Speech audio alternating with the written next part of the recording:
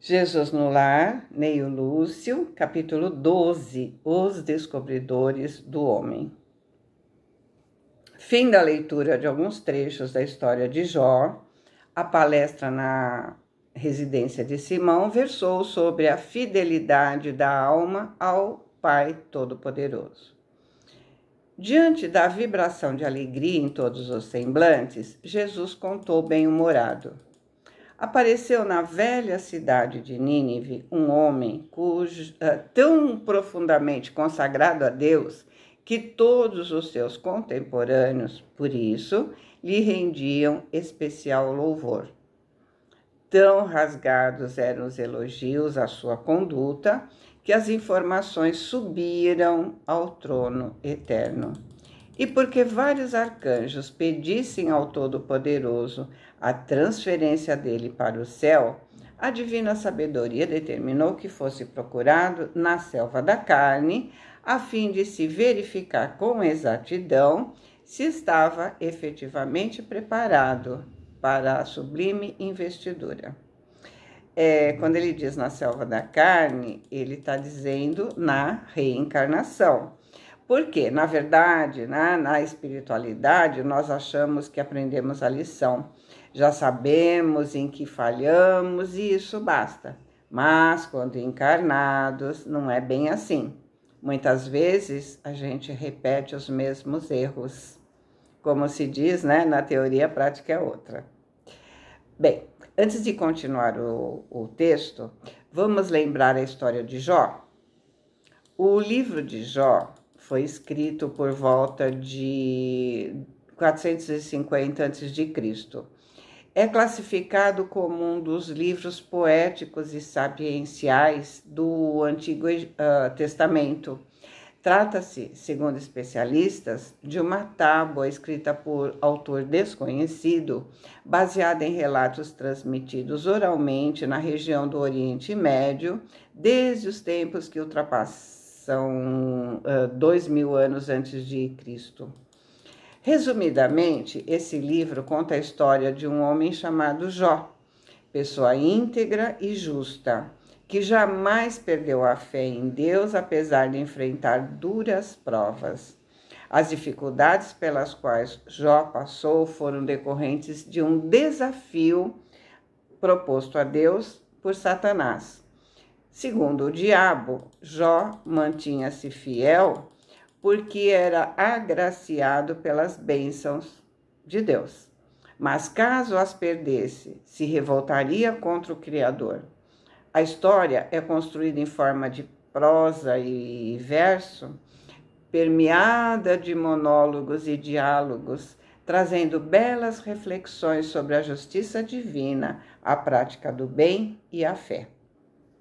Os ensinamentos contidos no livro de Jó, apesar de sua natureza teológica, vão contra os conceitos pregados por muitas ideologias religiosas e filosóficas que professam o que podemos chamar de teologia da prosperidade, aquela na qual a fidelidade a Deus é plenamente recompensada com bênçãos, saúde e prosperidade, e a infidelidade é castigada com miséria e sofrimento de diversas formas.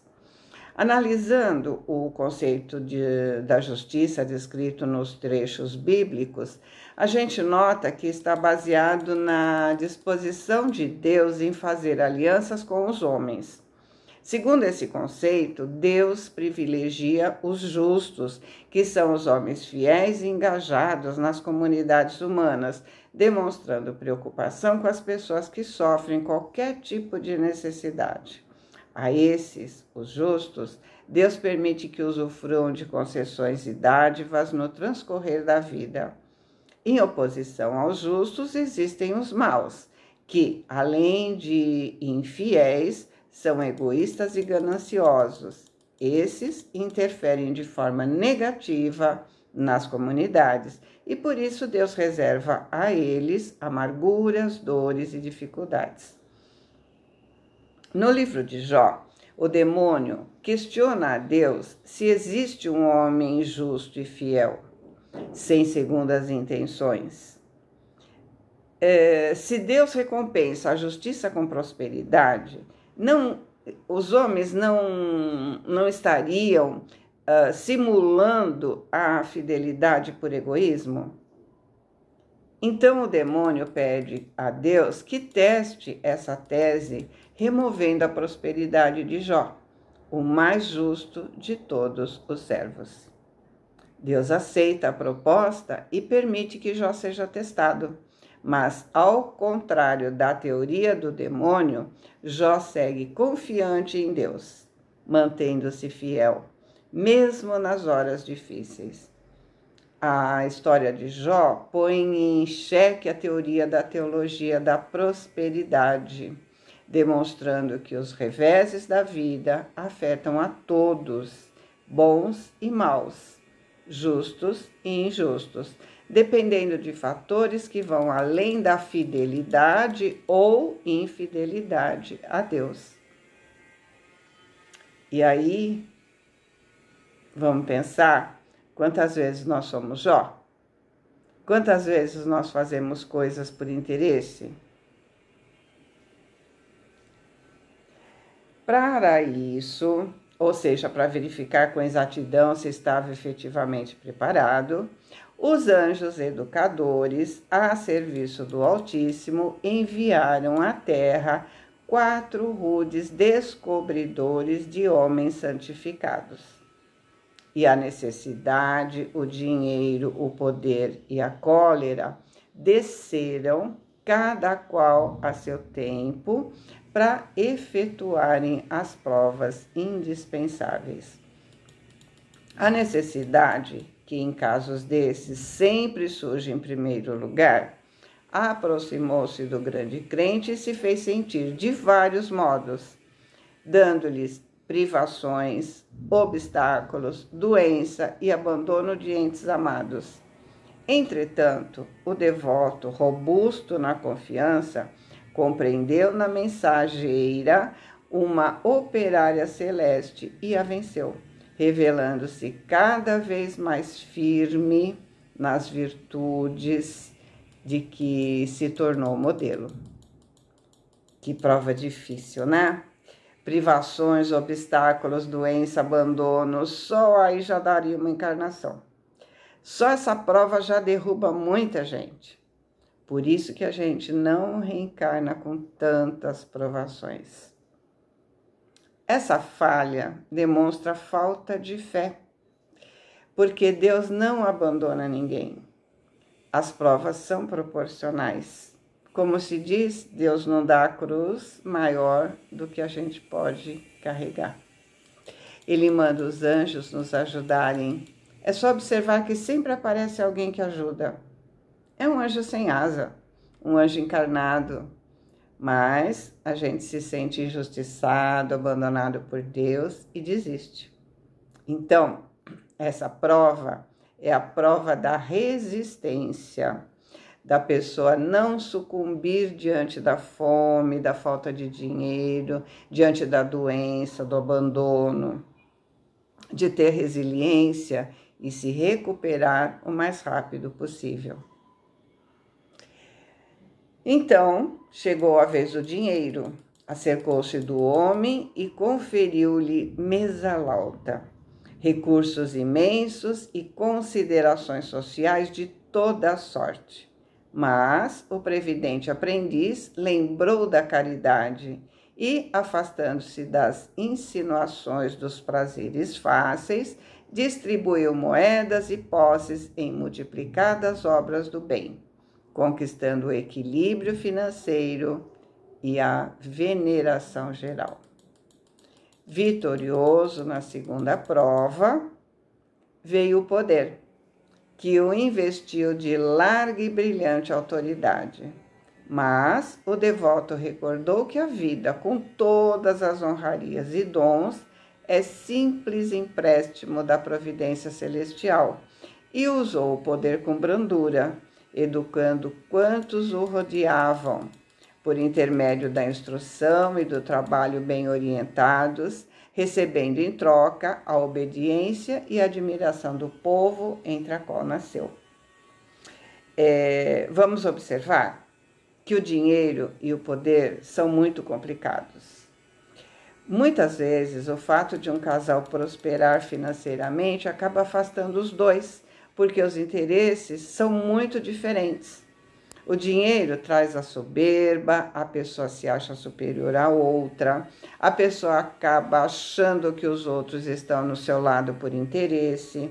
Muitas vezes a pessoa não consegue nem se relacionar afetivamente, porque acha que o outro só se aproxima dela por causa do dinheiro, não por gostar dela. Querem ter vantagem por serem próximas dela. Quando a piscina dá problema, a casa fica vazia. Os amigos que frequentavam a casa desaparecem. Quando as festas acabam, os amigos desaparecem. Eram meus amigos ou vinham para usufruir do que eu oferecia? Complicado, né? Assim, as pessoas passam a não confiar em mais ninguém. E o mesmo acontece com o poder. Muitas pessoas se aproximam dela pelo poder que ela tem. O poder também acaba deixando a pessoa sozinha. Pelo mesmo motivo, acham que as pessoas só querem estar por perto por interesse, para levar vantagem. Muita gente faz amizade com um poderoso para levar vantagem, não porque realmente gosta daquela pessoa, né? Poucas pessoas são verdadeiras amigas do chefe. Elas o suportam ou fingem que suportam. As pessoas têm que se educar para ter poder. Muitas vezes a pessoa abusa do poder. Um pouquinho de poder que ela tem, ela quer mostrar quem é que manda. Imagina poder em alta escala. Pessoas que querem que tudo seja do seu jeito. Pessoas que acham que só elas sabem fazer as coisas. Tudo que o outro faz tem defeito, está errado. Ninguém faz nada direito.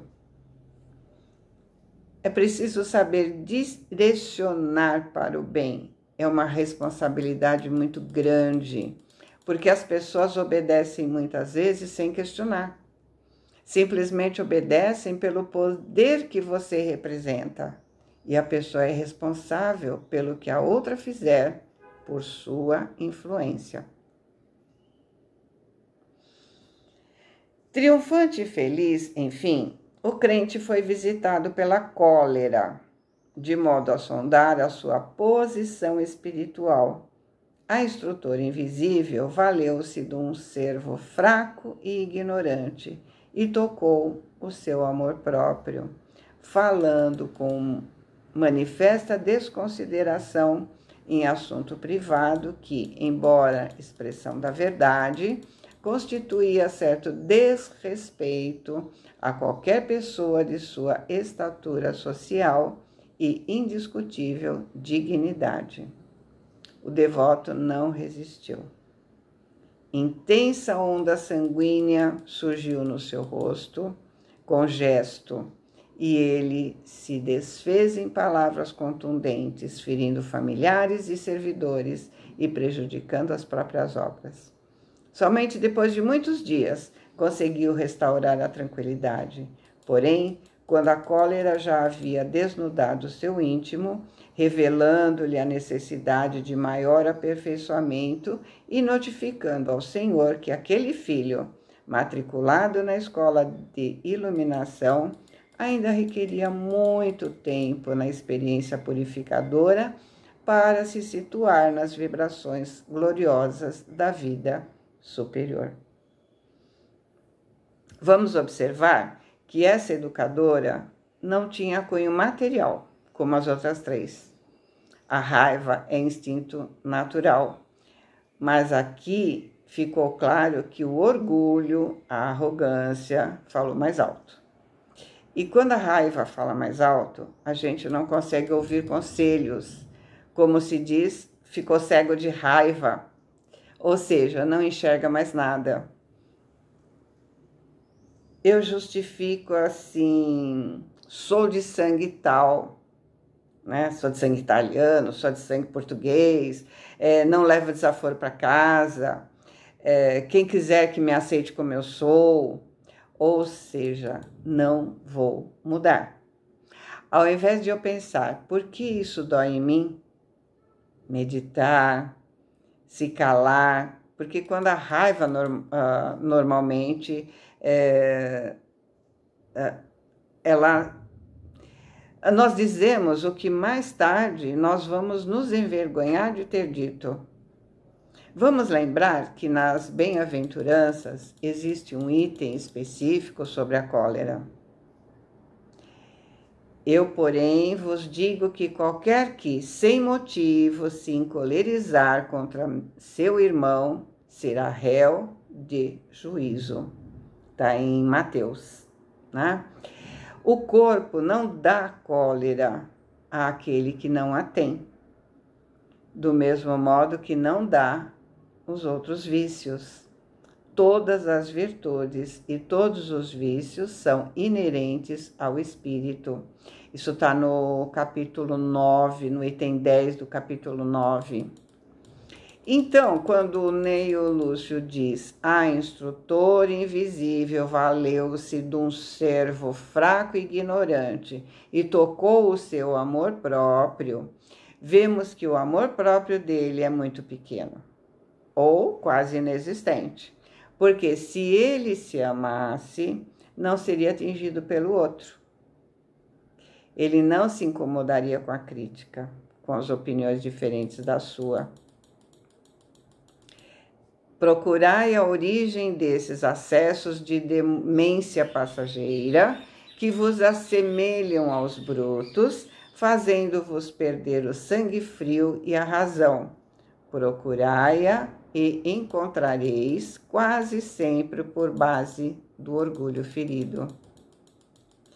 Esses acessos de demência passageira surgem sempre que um conselho ou uma observação relativa a uma atitude negativa, a uma imperfeição, fere o orgulho de quem se sente desnudado por não admitir que os outros o vejam de forma diferente da que ele se vê.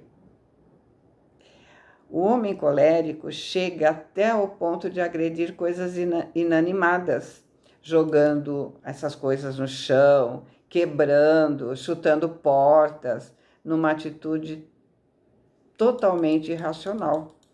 Precisamos eliminar de nós o orgulho, que, com o egoísmo, se constituem das duas chagas da humanidade, causa de todos os males, segundo Kardec.